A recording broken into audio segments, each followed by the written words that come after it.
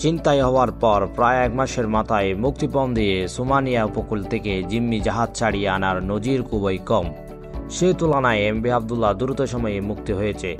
জাহাজটির মালিক পক্ষ কেএসআরএম গ্রুপের আগে অভিজ্ঞতা ও দোষীদের উপর চাপ বাড়ায় সমঝোতার প্রক্রিয়া দ্রুত হয়েছে বলে মনে করেন সমঝোতা প্রক্রিয়া থাকা কর্মকর্তারা।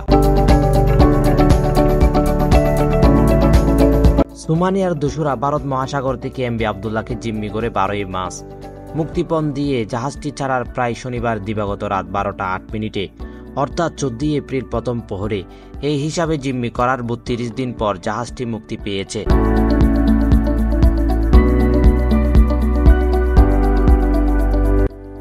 এমভি আবদুল্লাহের আগে সর্বশেষ মুক্তিপণ ছাড়াই বুলগেরিয়ার জাহাজ এমভি রুয়েলকে উদ্ধার করা হয়। এমভি রুয়েলের কমান্ডো অভিযান চালিয়ে ভারতীয় নৌবাহিনী উদ্ধার করে গত 16 মার্চ 3 মাস জিম্মি দশায় ছিল জাহাজটি। এর আগে ইসরায়েলের একটি জাহাজ ছিনতাই করলেও সফল হয়নি দোসরা। এই দিনের মাথায় আন্তর্জাতিক নৌবাহিনীর জাহাজটি উদ্ধার করে।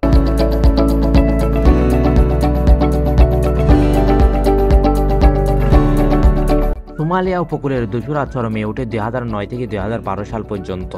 2012 সালের পর দোসরা শূন্য কোটায় নেমে আসে। 2017 সালে 2টি জাহাজ ছিনতাইয়ের ঘটনা ঘটিয়ে উদ্ধার করা হয়। দোষতার হার যখন বেশি ছিল তখন গড়ে প্রতিটি জাহাজ উদ্ধারের কয়েক মাস সময় লেগে যেত।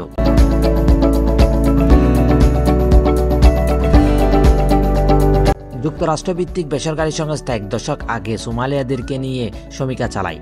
সংস্থাটির দ্বাদশ economic cause of Somalia piracy 2012 প্রতিবেদনে বলা হয় 2011 সালে 31টি জাহাজ মুক্তিপণ দিয়ে ছাড়া পেয়েছিল। প্রতিটি জাহাজ ছাড়া পেতে গড়ে সময় লেগেছে 178 দিন। 2012 সালে 8টি জাহাজ মুক্তিপণ দিয়ে ছাড়িয়ে আনতে গড়ে সময় লেগেছে 316 দিন। প্রতিবেদনটি তুলে ধরেন মোহাম্মদ জাদুল ইসলাম জিসান ও প্লাস নিউজ ইন্টারন্যাশনাল, ঢাকা।